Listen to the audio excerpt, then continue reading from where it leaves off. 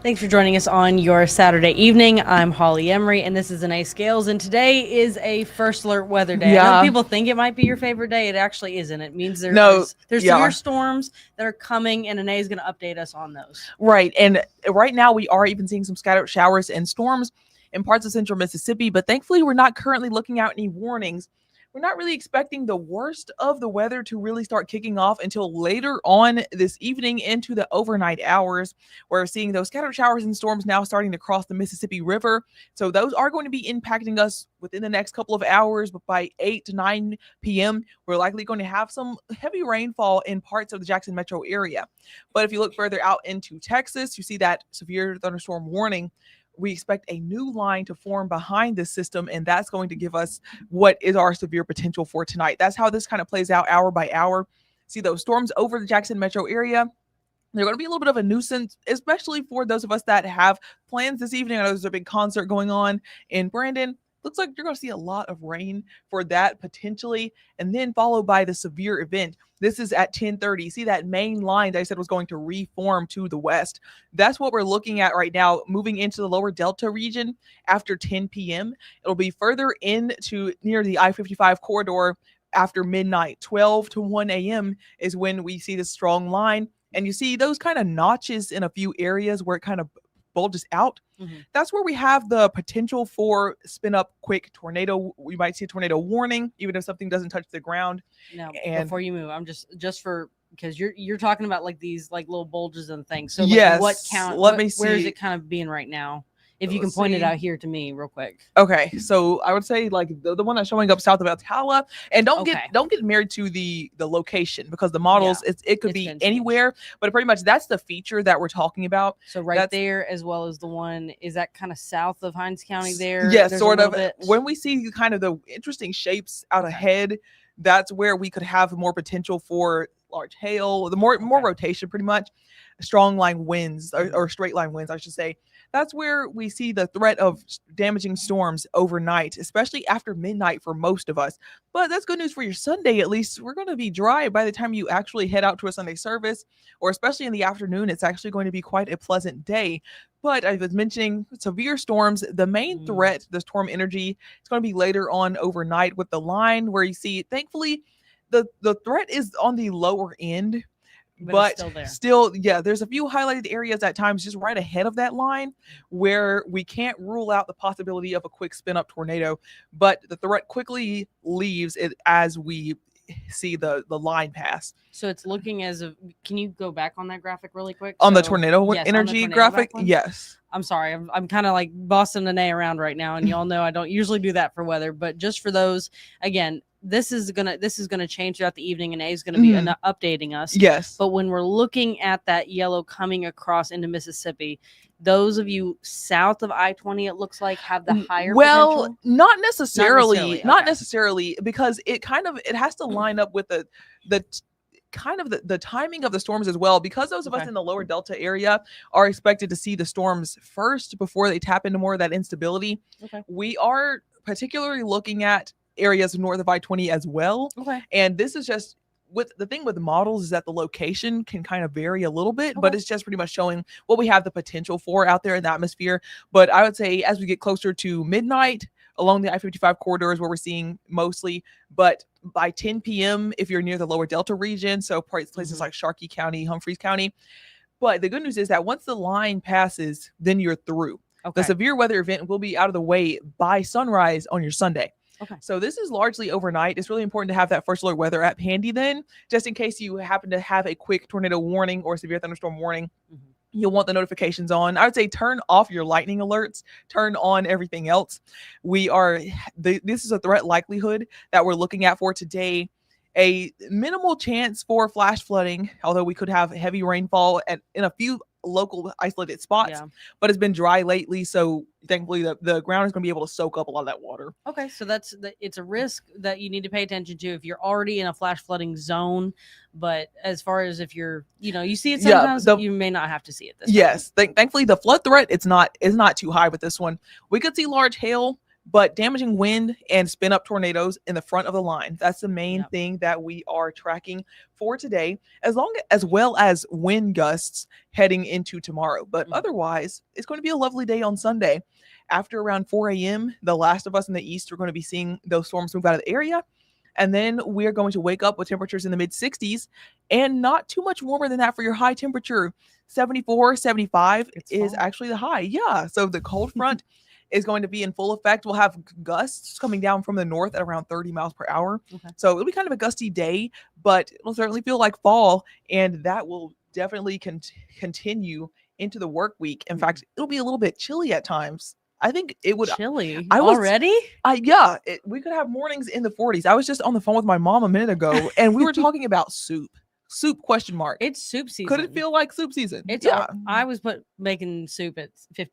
What was it? Say 50. My goodness, not 50. 95 degrees. Because I just was like, I'm over it. I'm over the hot, and so I turned my AC way down. Sorry, Entergy, you probably had my bill that was really high, but turn the AC down and I just made it with soup. I paid to have my soup, but now it's actually that way. Yeah. And it's just, it's really nice, but you do have to pay attention tonight. Yeah. With that First Alert weather app.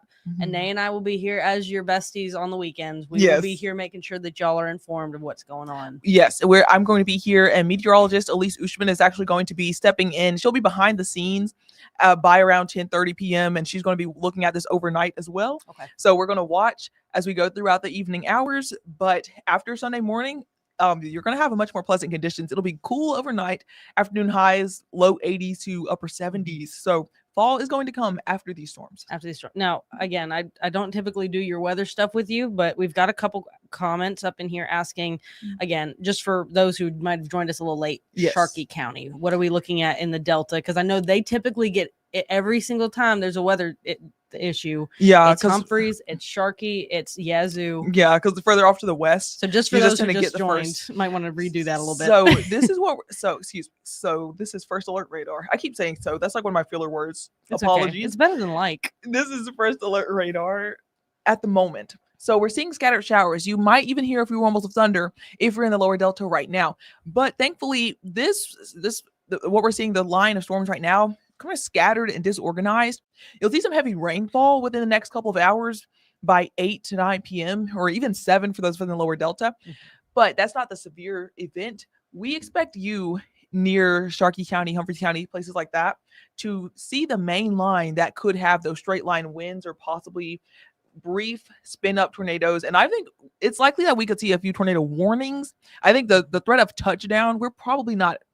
It's not as high. It's not really a high likelihood that we see a tornado touch down. And if it does, it would be very short-lived. But I wouldn't be too surprised if you get a warning overnight. We could see just enough rotation to be something to watch closely. So we're going to look at that. But this line that you see entering in around 10:30 to 11, that is the main event that could have strong damaging wind gusts. Yeah. So if you have some cute little Halloween decor, take that inside. Get the pumpkins. Right now. No jack-o'-lanterns will be flying around the neighborhood. One that will be a little scary for two reasons. You're right. Jack-o'-lantern flying, and one you've got stuff flying around. Yeah. So it seems like it's hitting Sharkey, Humphreys, Warren, all those delta, and then that line kind of going up to Yazoo around 11:30 midnight. Something like that. Something Yes. like So that. closer to after 10:30 into 11 near the metro area, after midnight 12:30. So many people hopefully will be in bed at this time, but like I said, keep those alerts on in case you have to get up real quickly, get in the hallway, basement, whatever you have. But overall, it's a level 2 out of 5 risk, so not high end. But it's there. Yes, so definitely don't be scared, don't be worried. It's just something that you'll want to be aware of. We could have some strong damaging wind gusts. Everything that's outdoors, you'll want to make sure that it is inside or at least kind of hunkered down. Yep. Yes, because the wind gusts are the main threat. It's going to take anything in your yard. Yes, those brief spin ups are also a possibility. And then pretty much after sunrise. Once this line passes, then behind you, the threat is gone. Okay. All right. Thank you for that update, Anae. And again, we are going to be here all evening. Anae's going to be here longer than I am. I'm going to try and hunker down in my house before all of this gets here. But Anae and Elise will be here with the First Alert Weather team, making sure that you all stay up to date. So make sure you get that First Alert Weather app right now. We can even take 2 seconds for you to take a pause. You're downloading it. Great. You've downloaded it. And now you're going to stay updated with the notifications on, with the dinger on. Yeah. So that in the middle of the night, you know, to get in your safe space if something does happen. Yes. And Nene, again, is going to let you know all about that. Mm-hmm. And I think that's it for our weather update. Again, and they will be updating you throughout the evening. But we do have a little bit of breaking news that I do need to let you all know about that does not have to do with weather just right now. So 2 people are dead after being hit by a shoplifting suspect attempting to flee from police. Now, Byron police tell us the crash happened near the intersection of Raymond Road Extension and Robinson Road around 10:30 this morning. An officer stopped a shoplifting suspect from the Terry Dollar General store earlier in the day, heading north on I-55. The suspect pulled over and an officer ordered him to get out of the car, but the suspect did take off. Excuse me. Now, that chase ended when the suspect actually crashed their vehicle into another vehicle that had 3 people inside near that intersection that I mentioned. That's Raymond Road Extension and Robinson Road. And 2 victims, a 68-year-old and a 48-year-old, were killed. A 3rd person is in the hospital tonight because of that crash. Now, the names of the victims have not been released at this time. And the suspect was also taken to the hospital. However, he had very minor injuries, non-life-threatening injuries. So likely police will make their arrest once he is released from the hospital. And now I have a breaking news update from Leland, that mass shooting that took place on Friday last week. A 7th person has died in that incident. Now, this is what we know so far. Excuse me.